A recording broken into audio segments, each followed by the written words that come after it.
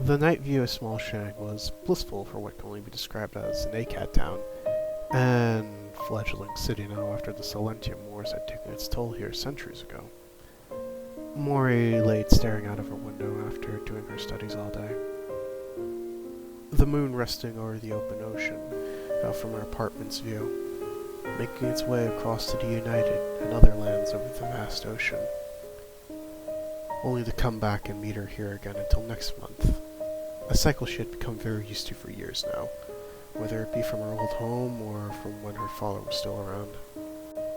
Nevertheless, the light breeze of the summer night played with her black hair as she stared longingly at the boats that came in constantly, their lights fading over into the blackness of the new horizons they ventured to. Their yearning in Mori's heart tugged within her each time she spotted the fast-moving vessels on nights like these. More so when the Shang Academy of Defense started up its drills, and their cadets marched out into service. The ACAD and its show of military force, as well as her hometown's military traditions, were never one that suited her. Small Shang was peaceful and safe, but there wasn't enough here. The Tavaran military kept their home always on the lookout for Helios activity or so-called insurgents, which never happened in these parts of the Sovereign, really. Always being more strict than they should be in their job of protection, but a lot of places were like this nearby from her knowledge, but some weren't, like in the Kaesong area when she visited for her studies relating to her course. Nevertheless, she had heard of how much more open places like the United was, or Recordgem as well, in similar towns. Even if most sources were not fully fact-checked, but she didn't care. Mori had always wished to go somewhere else, go see more of the world, and live how she could, without the heavy breath of military presence constantly around her. Even if the other sovereigns did not carry as much awe as Savara always did, Mori would rather sacrifice the beauty of her home for the wild unknown, which had freedom. Although she did not care too much about her current home, one good thing about her town was it had internet access due to the ACAD. It became much more reliable than books were with the information she could get about prices and locations within other sovereigns. Mainly the United, seeing it as it would be a much shorter journey there if she were to leave. Thankfully, her friends at schooling had given her a VPN to help mask what specifically she could search, as the government always tended to monitor what people were searching to make sure there were no cases of riots or other troubles being plotted, as it did in other towns for protection of the people. Protection or not, Mori did it to make sure things would be okay, even if it was just simple information, learning all she could just in case the time did come to leave Small Shang. Although deep down Mori knew that would most likely not happen for many reasons, primarily due to her field of study, of becoming a biotechnician. The government always hired them straight after they graduated to help the population and maintain the production of their biodomes and other sections of the Sovereign. Nevertheless, Mori still hoped and dreamed very much so, her mind going wild whenever she spoke of people from the United at the port. Always fascinated by their ways, even if they did speak frustrated or sarcastically about it most times, mainly bring up the fact of how they never had the watchful eyes of an area like here, or in other towns in their lands. But that was the thing that always made Mori giddy, the fact of not being watched constantly. It was a risk to general safety, yes, but she knew of a few places where that would not be a problem in the United, and both problems solved to a larger extent. There were towns such as Lunda Jerza in the northeastern section of the United, or towns in the Oregonian wilderness, where they were well protected by the military, but not as intrusive or strict as they were here. But she had even managed to communicate with someone in the United over the internet. He had told her how it was like there through messages, having a fair amount of his own complaints and knowledge of the bad parts. She would even share similar stories with him as well of Tavaro. It always made her giggle at the idea of how they both cared to leave their sovereigns behind for another. But, like her, those ideas of his may not come true. But they both wished each other the best of luck in their goals. Alas, It was growing late again, and the ports remained fairly empty at these hours. Classes would begin in the morning, and travel took a long time on foot for Mori to get to them. Thus, after a quick change into her bedwear, a slip into her bed sheets, and Mori's eyes shut eventually, sending her to her dreams until the morning.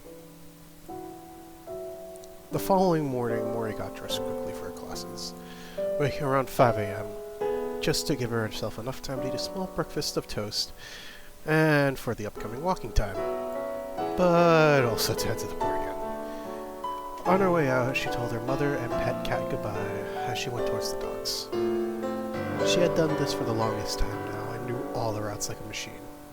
On her way there, she recalled back to her dreams to kill some time as it lingered freshly in her mind, remembering back to how she was a sailor in it, traveling to new lands, even meeting Centauri in it, although they looked kind of funny and incoherent, mainly from her having never actually seen one in person, except only from glimpses in the news, as none lived in town for the reasons of hate by everyone else, which never made sense to her. But that idea didn't last too long, as she had finally arrived, and just in time to see a boat of businessmen and families coming to visit too. The boat's guards came out first, as always, armed with their weapons in hand. Then came the crowd of people to disembark, all of them either speaking Spanish or English. Mori knew now Spanish, but she knew how to speak and understand English.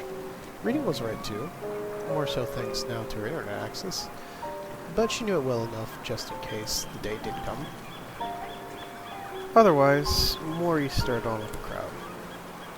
They all seemed to be pretty happy, or the children they brought along at least, but happy nonetheless, which was a rare. Afterward, she would get as close as she could to the boat without being yelled at. The crowd made it easier for today, as Mori got close and touched the metal side of the vessel, just wanting to feel it for her internal instincts. It was just metal, cold as any, but to her, although a crazy thought she accepted, it was metal that came from a freer land. She did it for good luck before she had noticed some commotion on the docks. Someone was sprinting away from the police, apparently jumping off the boat, a stowaway. As soon as her focus was broke after they ran behind a building, Mori had finally noticed what time it was. Realizing she might be late for class, Mori sprinted off instantly. Yet the crowds made it slightly hard to run past them. Her short size really not aiding her in any way either, but she managed to get out into more open streets, her ponytails whizzing by in the air as she finally made it to the campus, with sweat all over her face from the summer sun and her small exercise, quickly drying off in the air conditioning inside and making it just in time for chemistry class. 3 days later, after almost being on a quiz day, Mori was spending her day cooking bread with her mother and playing with her cat. Afterward, later in the night, Mori was at her computer doing more research for her own peace of mind, as more and more ships came in recently with goods from the United or from other areas of Savaro. With that came an apparent rise in stowaways, as the news was reporting, detailing how they managed to sneak on board to leave their sovereign, usually due to them committing some crime or not being able to stay from other financial means in their place of origin. As Mori continued reading, it said that they tend to run immediately when they get off boats, which reveals them, but the report also said a lot of them tend to sneak past without even being noticed. The police tend to find a lot of them, but a lot are already deeper into the sovereign, or quickly get help from someone else, usually being unable to find them by that point, giving up as they're out of small shang. Though, it did give Mori ideas, although it could have been really stupid to go after them. Yet, after she was done reading the report, Mori had just begun to talk with her friend on her computer, as she has also begun to start her homework. Mori and he were exchanging stories from last week until he said he had a plan to finally leave his home. As he went on, he explained his idea involved getting a job, saying he would get hired at one of the corporate-owned subsidiary companies that worked with the military, since they have to bring some of their own workers and equipment to bases or ships docked in Wreckagem, or in the ocean stops. Mori fully engaged and listened on with intent, barely tapping back to not interrupt them, saying once he arrived to an area in Requiem, he would make his break and then return home, living where he wants to now finally. His explanations gave Mori her own ideas now of a similar plan, as it wasn't as illegal and easier to get away with, since her graduation would be coming up soon within the month, and work by these kinds of companies was guaranteed, but she was a bit scared to do it. She explained her thoughts to him, but he managed to convince her it would be a good thing to do, and he would help her with planning it out. Mori, becoming filled with a burst of energy at the thought, began to play with a strand of her hair a bit, as she typed responses back. But how would that work? How would I not get caught? She sent over in a flash. Well, you're a biotechnician, right? That would be a good cover/answer if anyone starts asking on your way there. He sent back. Mori stopped typing and grabbed her cat as she pondered the thought. This was her chance. The chance she had always wished for, and now it revealed herself. After he had typed more information back, she became convinced this was her goal now. She may have been too short-sighted on this decision, but she didn't care. Her dream she was waiting for most of her life, was now to come within the month, and she had to prepare for it now. After the two finished speaking, and Mori had finished her studies for tonight, she rushed out her window and stared out. The view never got old, more so when the scents of the ocean wind made their way to her home like tonight, her sights immediately setting on the lights of the boats near the dock. With her heart beating fast now within her after her talk, gazing out, Mori could envision her new life already within her mind, letting out quietly underneath her breath, as her eyes glowed with many golden dots from distant ships. Soon, a new world. A month had come and passed, her graduation already over from yesterday, her mother taking a lot of pictures of her during the celebrations at home. Since it was the next day, the mail had already arrived from the local government about her employment, along with her new ID chip. It was white, and gave off the basic information on its top written in Mandarin, such as her name, birth date, etc. While at home and with her file sent to her, she was now to pick where her employment would be and wait for a response. This was the thing she had planned for in advance this whole month. Like her friend was to do, she was going to pick a company and a job that would take her to an ocean-stop biodome platform, where Mori had done a lot of research for this, checking open roles and which companies worked over the longest distances. She did all she could and found all she could. And she had found one that worked off the eastern Tavaran coast, near the Jaw Islands. It was a resupply for both ships and Tavaran Territory Islands. She had explained this idea of working far off the coast with her mother before her graduation, saying this is where she will leave and work, although Mori never told her about her true intentions of leaving for the United. She promised herself to return for her one day, but for now, she had to wait and see if she was even accepted before rushing forward and packing. For the current hour, Mori merely explained what would happen now with her mother until she would get any update in return from the company. Thankfully, 4 days later, she got a reply as she was doing preparations for work in general alongside her personal packing. Mori became hyper as soon as she read the letter. She was enrolled into the ocean stop, and her plan was going to become true. Immediately packing up the rest of her things and preparing her camp for travel, as she was to leave in 2 days, so she had to finish bagging up her personal items. Mori already had her Fen withdrawn too from her account for her to carry and use if need be, while the rest was sent over to an account already in the United as payment for her friend until she arrived. Now the rest was simply just to get all of her items ready, as she was allowed to bring them onto the biodome as it was a long-term stay there, as the forum said. Packing her bags quickly within the hour, now all she had to do was wait and spend the last day with her mother before leaving. Then, Mori would have to sneak on board to a ship leaving to the United when she arrived to the oceanic platform. 2 days later. This was the night. This was the place. This was the moment. The day had arrived where everything would change. Mori would reset the night as she walked out to the docks with her mother and her cat packed safely and stuffily in one of her bags, sleeping that afternoon. They took the route she always took to the docks. Her mother was happy for her, but also sad to see her leave, as was herself, as it would be a while till she saw her mother again. But Mori knew things would be okay in the long run.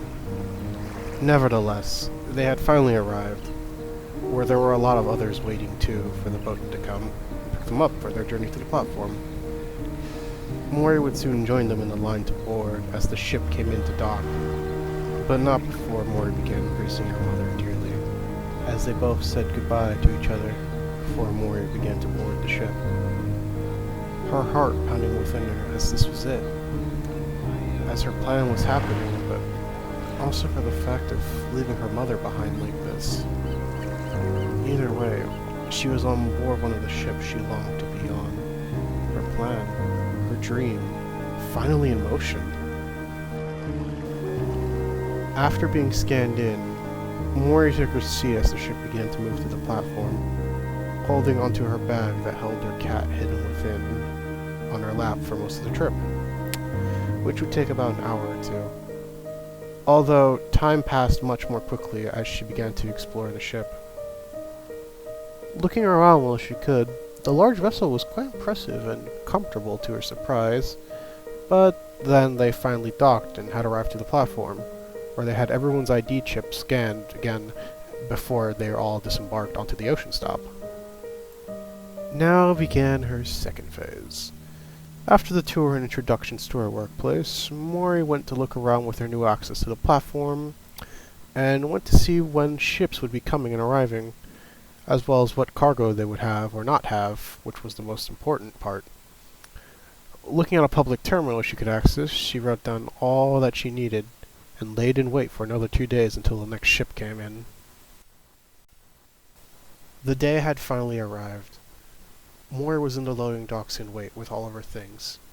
She had spent the last few days working around the biodome and maintaining what she could, mainly in the processing plant D-6, but no more after today. As she waited in the loading bay for all the crates full of material and food to be loaded onto the cargo ship UT-S-34, a ship coming from Small Shang and returning to the Northeastern United, arriving here for its cargo that was scheduled to deliver. Once the air was clear of workers, Mori made her way towards the open bay doors as quickly and as quietly as possible, all with the cold feeling down her neck and arms as she did, only noticing the sweat on her forehead and the dizziness after she made it on board. It made her sick for a bit, but she did it. All Mori needed to do now was to stay in her corner until the ship began moving, and then set up an area to sleep in safely for some days until she arrived in the Sovereign. The only problem now being the boredom she would experience as the days passed, as it was going to be a good wild trip. Mori managed by exploring all she could and playing hide-and-seek with her cat, but it would all get old quick. Until the day the boat shook hard in one direction, knocking her balance off as the metal echoed. Only a few moments later, metal creaking was heard all over the walls, making it hard to hear anything else. Immediately, Mori would hide in one of the crates of food she had been eating from. As she hid, it was hard to believe. It was happening. She had arrived. All that needed to be done now was to be patient and wait for a chance to run. Peeking out to see what was happening, as two soldiers of the United entered the cargo bay. Their bright red heavy suits unnerving her a bit, as their faces were fully covered by the helmet, while they stomped around loudly, looking for anything well armed. They talked between each other in English as their words echoed in the large metal room, checking the corners and opening some of the crates, even nearing hers. but as her neck began to feel cold, they began to leave. Soon after, another person entered the cargo bay, who wore a metal suit that had frames going down their limbs. They were able to carry the heavy crates by themselves with ease to her surprise. The only thing now was to wait until her crate was to be moved, as she knew there would be many workers outside to run now. So Mori did wait for almost an hour. Eventually, she did feel her crate be lifted and moved. Mori held onto her back to make sure her cat would not move or make too much noise as they were being moved. It was until they were sat down that she took another peek outside the box. It appeared that she was on a small stack of boxes set aside while trucks moved in onto the docks. This was her chance, and she took it, as no one was really around for her to see. Climbing out, she made her way to a tree line that was nearby, holding onto her bags tight, her heartbeat racing as she did. But finally, it was over, as she reached the main road far away from the port. After running for so long in the tree line for what almost felt like half an hour or 20 minutes. She had leaves clinging to her leggings, but it didn't matter. After the run, Mori had taken it all in. Mori had done it, and made it to the United at long last.